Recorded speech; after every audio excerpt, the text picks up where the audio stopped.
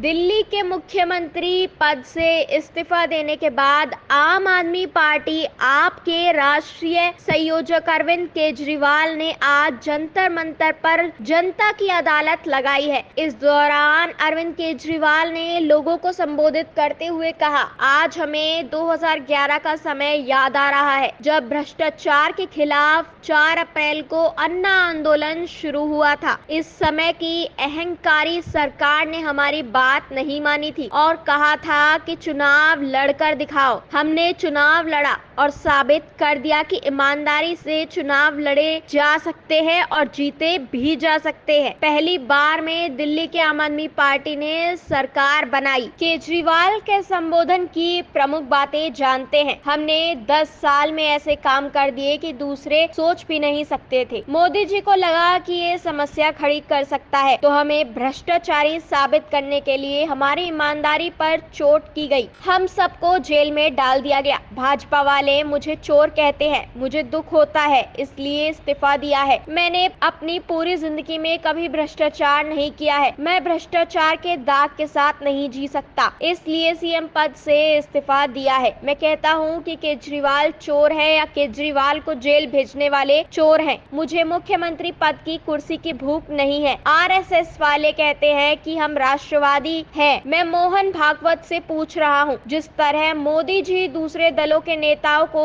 लालच या धमकी देकर तोड़ रहे हैं, क्या ये सही है? मैं पूछना चाहता हूँ, क्या इस तरह की राजनीति ठीक है? आरएसएस भाजपा की मां के सम्मान है। आज वह बेटा अपनी मां को आंखें दिखा रहा है। जब नड्डा ने आरएसएस के लिए कुछ कहा कि हमें उसकी जरूरत नहीं, क्या ये सही है? उम्र का जो नियम भाजपा के नेताओं पर लागू है, वह मोदी पर लागू क्यों नहीं है? मैं उम्मीद करता हूं कि भागवत जी इन प्रश्नों का जवाब देंगे। आने वाला चुनाव मामूली चुनाव नहीं है, ये अरविंद केजरीवाल की अग्नि परीक्षा है। झाड़ू आम आदमी पार्टी का सिर्फ चुनाव चिन्ह नहीं है, ये आस्था का प्रतीक है। यह केजरीवाल की पहली जनता की अदालत है, या यूं कहें कि यहीं से जनता की अदालत की शुरुआत करेंगे।